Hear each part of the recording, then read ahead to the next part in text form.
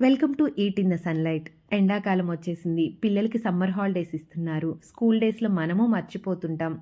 వాళ్ళకి కూడా అంత టైం ఉండదు. కాస్త స్కిన్ కేర్‌కైనా టైం దొరికేది ఈ సమ్మర్ హాలిడేస్‌లోనే. సో, వాళ్ళ కోసం ఒక మంచి సున్నుపిండి తయారు చేశాను. మీరు కూడా ఒక్కసారి ఈ విధంగా ట్రై చేసి చూడండి. స్కిన్‌కి బెస్ట్ హెల్ప్ అవుతుంది.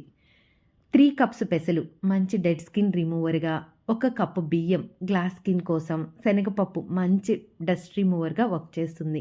ఎర్ర కందిపప్పు గ్లోయింగ్ స్కిన్ కోసం.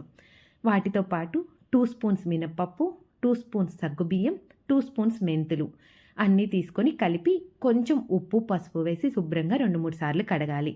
తర్వాత వడబుట్టలో ఆరపోసి ఒక 10 నిమిషాలు వడారిన తర్వాత 2 అవర్స్ పాటు కొంచెం లైట్‌గా ఉండే ఎండకి ఆరబెట్టేసి, ఆ తర్వాత 2, 3 రోజుల పాటు నీడలో ఆరబెట్టుకోవాలి.